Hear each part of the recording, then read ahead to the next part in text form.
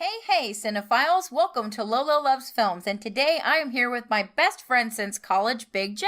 Hey, everybody. And today we are going to discuss Rough Night. It is a brand new R-rated comedy. It stars Scarlett Johansson, Kate McKinnon, Zoe Kravitz, Jillian Bell, Ilana Glazer, and Paul W. Downs. And Big J is going to give us a summary for this raucous bacchanal of a comedy. Rough Night is about a group of old college friends who are reuniting for a bachelorette party in Miami. After an evening of coke and alcohol, they hire a stripper, and during a lap dancing incident, they accidentally kill him. Everybody knows that a Craigslist hooker is the way to go for something like a bachelorette party. Yeah, now they have to cover up, the murder. Yes. Accidental death. Manslaughter, maybe. I'm not going to pretend I was looking forward to this movie. The trailers did not look good for this film, and I just didn't think any of the actresses had chemistry with each other in the trailer. So my knee-jerk reaction was that if that's how the trailer was, they probably won't have any chemistry in the actual movie. Yeah, I gotta agree with you there. The trailer looked like crap. I mean, it looked like a Very Bad Things ripoff. I mean, we thought Peter Berg should probably have a writing credit for this movie because they basically stole his concept of killing a stripper on a, night before a wedding. It doesn't quite go as dark as that. It kind of goes more into like a goofy, wacky comedy with a lot of slapstick. Right. Pretty much the trailer shows the first act of the movie almost beat for beat. And then after the stripper gets killed, it sort of devolves into this wacky mess of, hey, what do we do with the body? And there's nothing inherently wrong with that. But as a comedy, I expect to laugh, and I expect to laugh at least a little bit, and I didn't really laugh that much at Rough Night. Yeah, I think the movie's kind of devoid of comedy for the most part. I didn't... There were a couple chuckles throughout the movie. Unfortunately, a lot of it was at the part with the husband.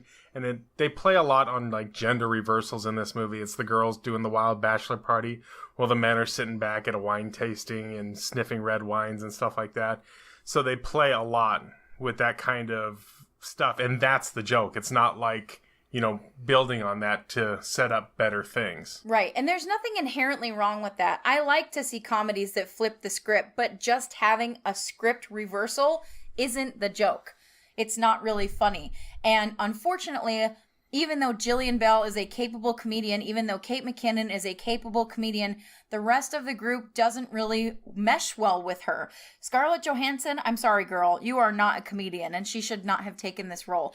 I even wondered if maybe she was forced to do so by the studio. None of these girls feel like they would have ever been friends in college. Zoe Kravitz doesn't get a lot to do. Also, I forgot to mention Ilana Glazer. She is also a very capable comedian, but they do not get anything to do. Most of these women play archetypes of greater characters. Like Kate McKinnon is basically an Australian caricature. She's not actually a character. They don't have any depth. Jillian Bell is doing pretty much the same thing she did in Fist Fight, which is she plays a teacher who likes to do drugs and drinks and then talks about dick a lot. Oh yeah, that is the same character from Fist Fight, isn't it? Yeah, and she just drops the F-bomb all the time, and it's not... There's no depth to why she does it, and there's a little bit of rivalry they set up between Kate McKinnon and Jillian Bell, but it never seems to build to anything important. And they kind of force some drama in towards the end of the movie, and it just kind of had us rolling, or at least had me rolling my eyes at the end. I was like, oh god, they're really going to do this? I definitely rolled my eyes as well, and I think that that's the ultimate problem that Rough Night faces, is there are so many tonal shifts in the script. There are so many moments that don't feel like they flow together.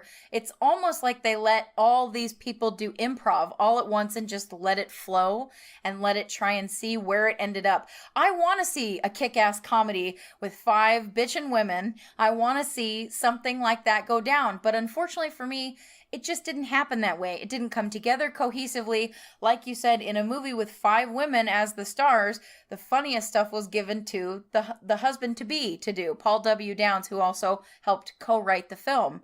I don't know what to say. I just think that to do a gender reversal of the script and have it be something that's the joke. It's like Melissa McCarthy. When she is a bigger girl and she says the F-bomb all the time, was the joke. And now she's kind of evolved and done more things. But for a time in her career, that was her joke. Some people might enjoy this movie. Some people might find the comedy humorous. Some people might think this is the best comedy in the world. It has a 50-ish% on Rotten Tomatoes as of this recording, which I think is far too generous. And it just didn't work for me.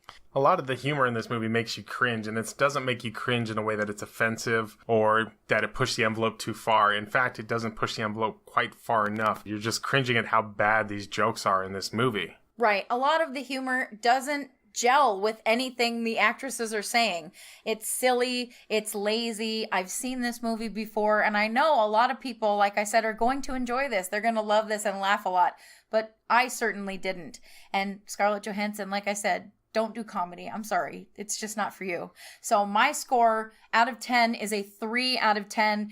It might seem a little harsh, but I have to call it like it is. There were about 15 other people in the theater with us, and the theater was almost completely silent.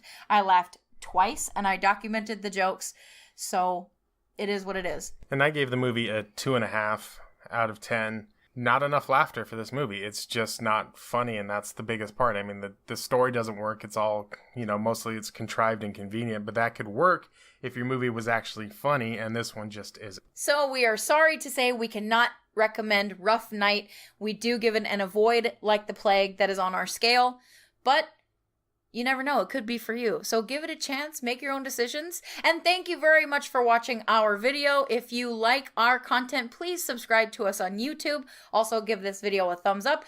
We would very much appreciate it. Follow us all over the internet. Interact with us on Facebook, Instagram, Snapchat, and Twitter at Lolo Loves Films. And just in case you need a reminder, don't leave any prostitutes in the desert. Bye!